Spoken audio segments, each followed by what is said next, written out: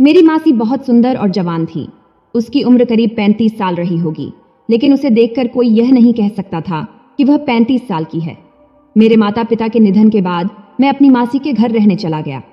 उस समय मेरी उम्र 18 साल थी और मैंने हाल ही में 12वीं का एग्जाम दिया था। एक दिन रात में ऐसा हुआ यूं कि मासी ने मुझे अपने कमरे में बुलाया। उस दिन मेरे मौसा घर पर नहीं थे। तब मासी ने मुझसे कहा, मुझे अकेले सोने में बहुत डर लगता है। ऐसा कहकर उसने मुझे अपने कमरे में सुला लिया और नमस्ते दोस्तों, आज की इस कहानी में आपका स्वागत है। मेरा नाम संदीप है और आज मैं आपके लिए एक जबरदस्त कहानी लेकर आया हूँ जिसे सुनकर आपको जरूर आनंद आएगा। यह कहानी मेरी मासी और मेरे बीच की है, तो चलिए कहानी शुरू करते हैं। दोस्तों, मेरे माता पिता के गुजरने के बाद मेरी जिंदगी पूरी तरह बदल गई। मेरे दादा दादी भी बहुत पहले ही इस दुनिया से जा चुके थे और अब कोई भी रिश्तेदार मुझे अपने पास रखने को तैयार नहीं था। उस समय मेरी उम्र 18 साल थी। जब मेरे माता पिता का अंतिम संस्कार हुआ तब मेरे सारे रिश्तेदार मुझे अकेला छोड़कर चले गए। मुझे समझ नहीं आ रहा था कि अब मैं क्या करूं। तभी मेरी मासी ने फैसला किया कि वह मुझे अपने घर ले जाएगी। उसने कहा, तू मेरी बहन की आखिरी निशानी है, मैं तुझे अकेला नहीं छोड़ सकती। लेकिन मेरे मौसा को यह पसंद नहीं आया। वह गुस्से में बोले, मैं इसका पालन पोषण नहीं कर सकता, इसे किसी अनाथालय भेज देना ही ठीक रहेगा। यह सुनकर मुझे बहुत बुरा लगा, क्योंकि अब मेरा भविष्य मेरे हाथ में नहीं था बल्कि दूसरों के फैसलों पर निर्भर था। मगर मासी ने हाथ जोड़कर मौसा से कहा, आप इसे अकेला कैसे छोड़ सकते हैं? संदीप पहले ही बहुत दुख झेल चुका है। लेकिन मौसा तब भी मुझे अपने साथ ले जाने के लिए तैयार नहीं थे। उन्होंने कहा, सुजाता, तुम्हें तो पता ही है कि मेरी सैलरी बहुत कम है, उसमें घर चलाना भी मेरे लिए बहुत मुश्किल हो रहा है और अब मैं इसकी जिम्मेदारी कैसा ले सकता हूँ। तब मासी ने कहा, हम इसके घर को किराए पर लगा देंगे और भाई साहब की दुकान भी किराए पर दे देंगे। इससे संदीप की परवरिश में आपार कोई बोझ नहीं पड़ेगा। तब मौसा ने कोई जवाब नहीं दिया, बस सिर हिलाकर हाँ कह दिया। लेकिन उनके चेहरे से साफ लग रहा था कि वह अभी भी खुश नहीं थे। आखिरकार मैं मासी के साथ उनके घर आ गया। अब मासी मेरी बहुत देखभाल करने लगी, लेकिन वह मेरी देखभाल सिर्फ इसलिए कर रही थी ताकि उसकी जरूरतें पूरी हो सकें। ऐसा मैंने कभी सोचा भी नहीं था। वैसे मासी का घर 4 कमरों का था। उसमें से एक कमरा मुझे दे दिया गया जो बहुत छोटा था। उसमें सिर्फ एक सिंगल बेड और एक अलमारी थी। मेरा माता पिता का घर और दुकान मासी और मौसा ने किराए पर दे दिया था। उसी पैसे से उन्होंने मेरे लिए कपड़े खरीदे और स्कूल में मेरा एडमिशन करा दिया। अब मैं ग्रेजुएशन की पहले सेमेस्टर में था, लेकिन मेरा मन पढ़ाई में बिल्कुल नहीं लगता था। कॉलेज में भी मन नहीं लगता था। हर समय माँ पिताजी की याद आती थी। तब मैं अक्सर अकेला रहता और किसी से ज्यादा बात भी नहीं करता। एक दिन मैं अपने कमरे में बैठा माँ पापा को याद करके रो रहा था। तभी मासी अंदर आई। उसने मुझे रोते हुए देखा और मुझे अपने पास खींच लिया। फिर मासी ने मुझे समझाने की कोशिश की। उसने कहा, चिंता मत करो, सब धीरे धीरे ठीक हो जाएगा, तुम्हारा दुख भी कम हो जाएगा। ऐसा कहकर उसने मेरे पीठ पर हाथ फेरना शुरू कर दिया। कुछ देर बाद अचानक मुझे अजीब सा महसूस होने लगा। मेरे पूरे शरीर में एक अजीब सी सनसनी दौड़ गई और मैं डर गया। तब मेरे दिमाग में हजारों सवाल घूम रहे थे। अब क्या होगा? इस स्थिति से कैसे बाहर निकलूं? तभी मासी ने फिर से मेरी पीठ पर हाथ फेरना शुरू कर दिया। तभी मैंने महसूस किया कि उसने नीचे कुछ भी नहीं पहना था। उस समय मौसा घर पर नहीं थे। वैसे भी मौसा को आने में हमेशा देर हो जाती थी, लेकिन उस दिन मैंने हिम्मत करके मासी को खुद से दूर कर दिया। तब मैं मासी की आंखों में देखने से बचने की कोशिश किया, लेकिन तभी उसने मेरे हाथ पकड़ लिया। फिर वह मेरे हाथ पर लगी चोट को देखने लगी, क्योंकि 3 दिन पहले एक छोटा सा हादसा हुआ था जिससे मेरे हाथ में हल्की चोट आई थी। मासी ने कहा, ये तो बहुत गहरी चोट है, मैं दवा लगा देती हूँ। मगर मासी के इस व्यवहार से मुझे अजीब लगने लगा था। मैंने उसे रोकते हुए कहा, नहीं, मैं खुद दवा लगा लूंगा। उस दिन के बाद से मासी के व्यवहार में बड़ा बदलाव आने लगा। अब वह घर में छोटे और तंग कपड़े पहनकर घूमने लगी। सुबह के काम निपटाकर वह मेरे कमरे में आ जाती और सहारा देने के बहाने कभी मेरे कंधे, कभी मेरी पीठ, तो कभी मेरी कमर पर हाथ फेरने लगती। मैं हर बार उसका हाथ हटा देता, लेकिन वह पीछे नहीं हटती थी। एक दिन उसकी हरकतों से मुझे बहुत गुस्सा आ गया। मैंने साफ कह दिया, मासी, मेरी देखभाल करना बंद करो। मैं अब ठीक हूँ और जो कुछ हुआ उसे भूल चुका हूँ। अब मुझे पढ़ाई करनी है, प्लीज मेरे कमरे से बाहर जाओ। तब मेरी बात सुनकर मासी थोड़ी चौंक गई, लेकिन उसने अपना व्यवहार नहीं बदला। जाते जाते वह मुस्कुराकर बोली, संदीप, आज रात तुम्हारे लिए चिकन बना रही हूँ, तुम्हें चिकन बहुत पसंद है ना? तब मैंने सीधे मना कर दिया और कहा, नहीं, मुझे नहीं चाहिए। आप मौसा की आर्थिक स्थिति देखते हुए खाना बनाओ। उन्होंने मुझे यहाँ रहने दिया, यही मेरे लिए बहुत बड़ी बात है, और मुझसे इस तरह की फरमाइशें मत करो। तब मैं गुस्से में बोल रहा था, लेकिन मासी ने मुझे शांत करते हुए कहा, तू मेरे लिए बहुत खास है, मैं तुझे कभी अकेला नहीं छोड़ सकती। तुम्हें चिकन पसंद है, इसलिए बना रही हूँ। इतना कहकर वह कमरे से बाहर चली गई। रात को जब मौसा घर आए और टेबल पर चिकन देखें तो गुस्सा हो गए। फिर उन्होंने मासी से कहा, सुजाता, मैंने तुमसे कहा था कि मेरी हालत के हिसाब से खाना बनाओ। मेरे पास इतने पैसे नहीं हैं कि मैं किसी को भी कुछ भी बनाकर खिला सकूं। तब मौसा की ये बातें सुनकर मुझे बहुत बुरा लगा। तभी मैं प्लेट में चिकन लेने ही वाला था, लेकिन उनके शब्दों ने मेरी भूख खत्म कर दिया। तभी मासी ने देखा कि मैंने चिकन की प्लेट अलग सरका दिया, तो इस पर वह बोली, संदीप बेटा, तुम इनकी बातों पर ध्यान मत दो। फिर वह मौसा से बोली, ये चिकन तुम्हारे पैसों से नहीं बनी है, ये संदीप के घर और दुकान के किराए के पैसों से बनी है। यह सुनकर मौसा को और गुस्सा आ गया। उन्होंने कहा, अगर अब तुम इस तरह हिसाब रखने लगी हो तो ठीक है, ये चिकन मेरे पैसों से नहीं बनी तो मैं इसे क्यों खाऊंगा? इतना कहकर वह गुस्से में उठकर चले गए। तभी मासी ने गुस्से में कहा, तुम इस तरह का तमाशा क्यों कर रहे हो? मैंने कब कहा कि तुम इसे मत खाओ? तब मौसा गुस्से में अपने कमरे में चले गए। इधर मैं भी बहुत परेशान हो गया, क्योंकि एक तरफ मौसा मुझसे हमेशा गुस्से में रहते थे और दूसरी तरफ मासी मेरे साथ अजीब हरकतें करने का मौका ढूंढती रहती थी। अगर मौसा को यह पता चल जाता कि हमारे बीच ऐसा कुछ हो रहा है तो वह मेरे और मासी के साथ क्या करेंगे, यह सोचकर ही मेरे रोंगटे खड़े हो जाते थे। तब मैं ये सब सोचते हुए अपने कमरे की तरफ बढ़ा। तभी मासी ने मेरा हाथ पकड़ लिया और बोली, छोड़ो ना, उनका तो रोज का ही ड्रामा है, तुम बस बैठो, तुम्हारे लिए ही मैंने खासकर चिकन बनाई है। इतना कहकर उसने मेरे मुंह के पास एक कौर लाया और मेरी इच्छा न होते हुए भी मुझे उसे खाना पड़ा। फिर मैं खुद ही अपनी थाली में खाना लेने लगा। तभी मासी बोली, आज मैं तुम्हें अपने हाथों से खिलाऊंगी। फिर वह एक कौर मुझे खिलाती और दूसरा खुद खा लेती। तब उसकी नजरें अजीब तरह से मुझ पर थीं। वह मेरी मासी थी, लेकिन उसकी हरकतें देखकर मेरे मन में अजीब अजीब ख्याल आने लगे। तभी वह बोली, संदीप, तुम्हें देखकर लगता ही नहीं कि तुम सिर्फ 18 साल के हो, बल्कि तुम तो किसी फिल्म के हीरो जैसे लगते हो। दोस्तों, मासी भी किसी हीरोइन से कम नहीं थी, लेकिन उसकी हरकतें बहुत अजीब थीं। शायद इसी वजह से वह मुझसे इतनी करीब आने की कोशिश कर रही थी। मासी की शादी को 10 साल हो चुके थे, लेकिन अभी तक उनका कोई बच्चा नहीं हुआ था, और शायद इसीलिए वह और मौसा हमेशा झगड़ते रहते थे। जब भी मौसा घर आते तो किसी न किसी बात पर दोनों में बहस हो जाती थी। एक दिन मैं नहाकर वॉशरूम से बाहर निकला और बाल पोंछते हुए अपने कमरे में चला गया। तभी मासी मेरे कमरे में आई और बोली, संदीप, नाश्ते में क्या खाओगे? तब मैंने जवाब दिया, मासी, जो रोज बनता है वही खा लूंगा। इतना कहकर मैं फिर से तौलिए से अपने गीले बाल पोंछने लगा। तब जल्दी में होने के कारण मैंने तौलिया टेबल पर ही रखा और स्कूल के लिए तैयार होने लगा। तभी मासी मेरे पास आई और बोली, तुम्हें तो अपनी देखभाल करनी भी नहीं आती। फिर उसने मेरा हाथ पकड़कर मुझे बेड पर बैठा दिया और खुद तौलिया लेकर मेरे बाल पोंछने लगी। तब मुझे यह सब बहुत अजीब लग रहा था, क्योंकि मैं अब छोटा बच्चा नहीं था कि मासी मेरे सारे काम करे। मैंने उसे रोकने की बहुत कोशिश किया, लेकिन तभी अचानक दरवाजा खुला और मौसा सीधे कमरे में आ गए। मौसा यह सब देखकर गुस्से में लाल हो गए। फिर उन्होंने गहरी आवाज में कहा, तुम्हें सिर्फ इसकी ही चिंता है? बाहर आओ और मुझे नाश्ता दो, मुझे देर हो रही है। इतना कहकर मौसा गुस्से में कमरे से बाहर चले गए। तब मैंने तुरंत मासी से कहा, मैं खुद अपना सिर पोंछ सकता हूँ, आप जाइए और मौसा को नाश्ता दीजिए। फिर मैंने मासी के हाथ से तौलिया झटके से लिया और बेड पर फेंक दिया।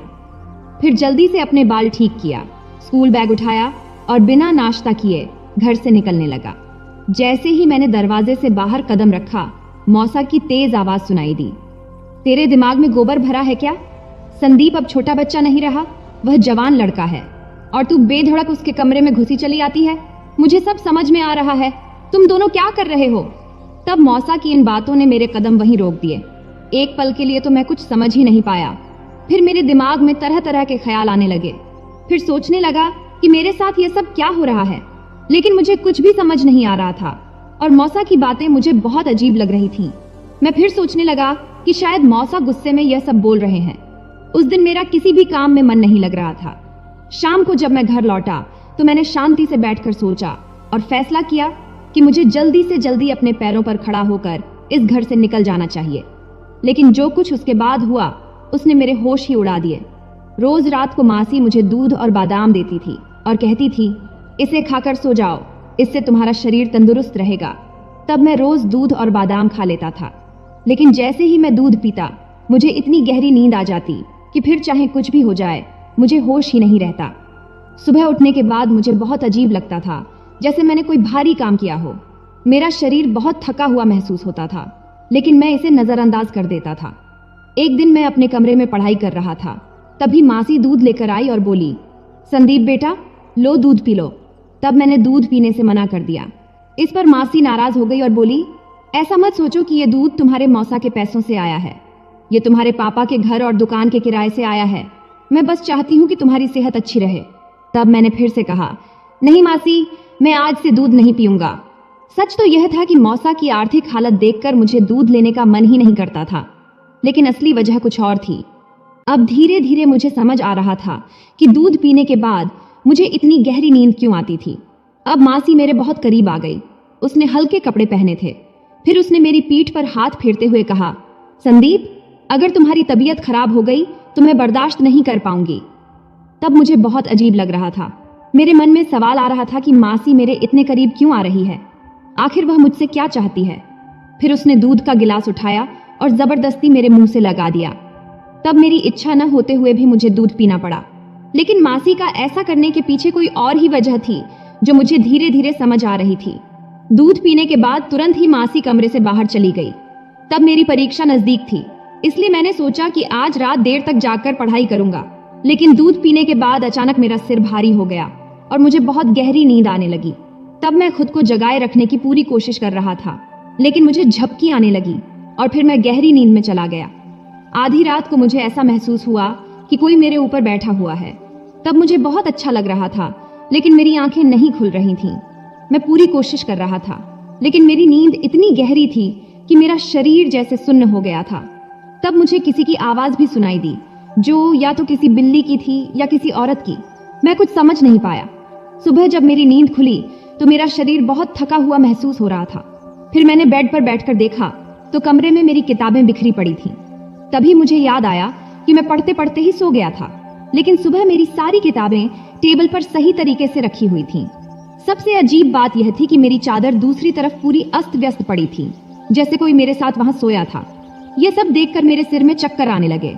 फिर मैंने अपना सिर पकड़ लिया और वॉशरूम में जाकर ठंडे पानी से अपना चेहरा धोया। फिर मैं वापस कमरे में आया तो देखा कि मेरे बेड पर किसी का एक झुमका पड़ा था।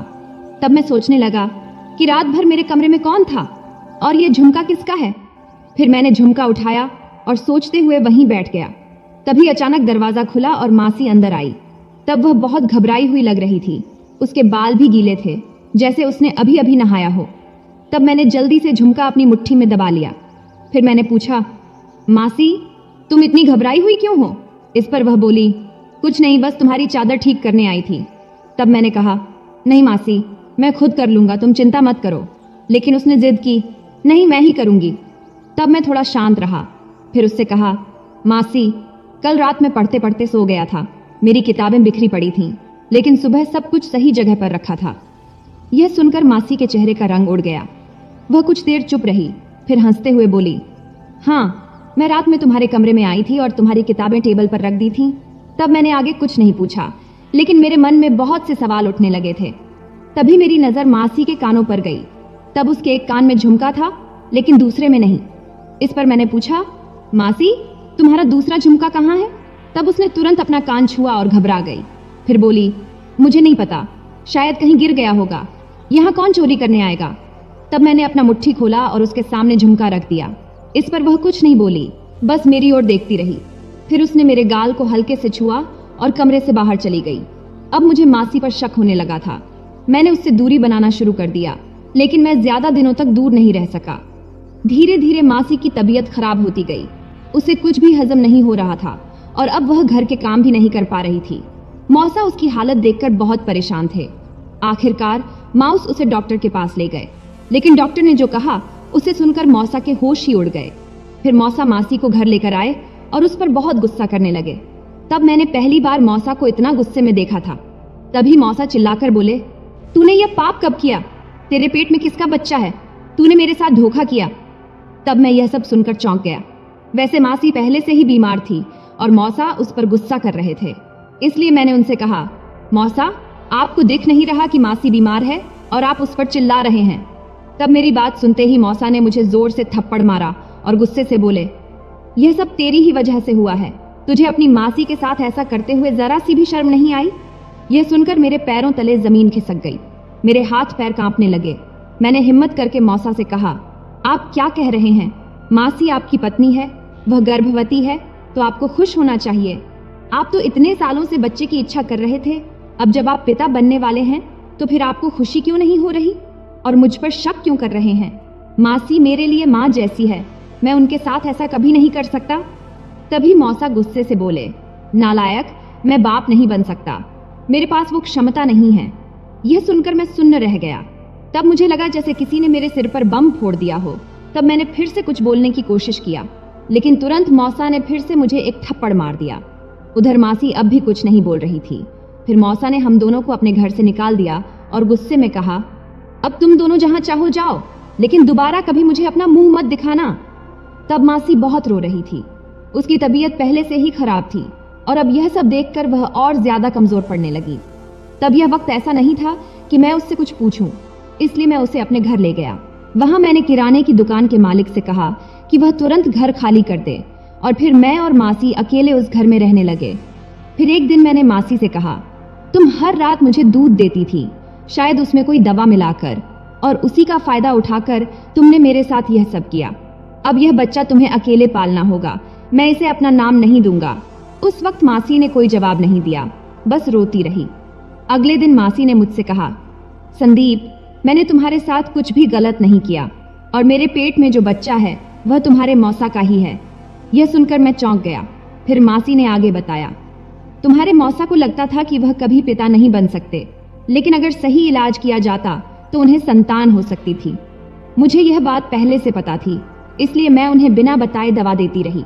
दवा खाने के बाद उनके पिता बनने की संभावना बढ़ गई थी, लेकिन अगर मैं उन्हें सच बताती तो वह मुझ पर कभी विश्वास नहीं करते।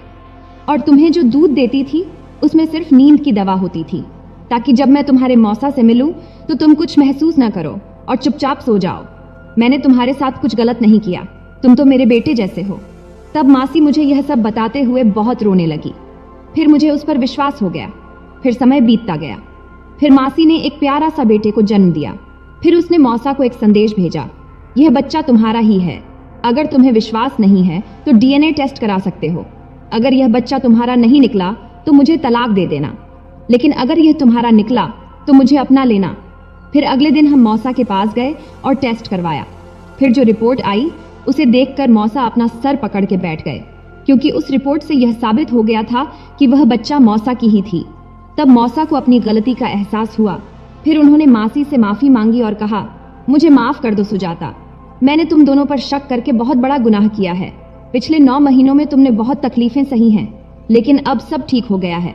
फिर उन्होंने मुझसे कहा, बेटा अब तुम यहीं रहो और अपनी पढ़ाई पूरी करो। लेकिन तब मैंने एक फैसला कर लिया था। मैंने कहा, मौसा, मैं अब यहाँ नहीं रुक सकता, मैं अपना घर और दुकान अच्छे से संभाल सकता हूँ। तब मौसा ने मेरी तरफ देखा और कहा, मैंने कभी तुमसे प्यार से पेश नहीं आया, हमेशा तुम पर गुस्सा करता था, लेकिन फिर भी तुमने अपनी मासी का इतना ख्याल रखा। तब मैंने बस हल्की सी मुस्कान दिया और वहां से चला गया। फिर मैंने अपने घर और दुकान को अच्छे से संभालना शुरू कर दिया। तो दोस्तों, यह थी हमारी आज की छोटी सी कहानी। आपको यह कहानी कैसी लगी कमेंट करके जरूर बताएं। अगर आपको यह कहानी पसंद आई हो तो इसे लाइक करें और अपने दोस्तों के साथ शेयर करें। आगे भी ऐसी ही रोमांचक कहानियों के लिए हमारे चैनल को सब्सक्राइब करें और बेल आइकन दबाना न भूलें, ताकि आप हमारी कोई भी कहानी मिस न करें। धन्यवाद।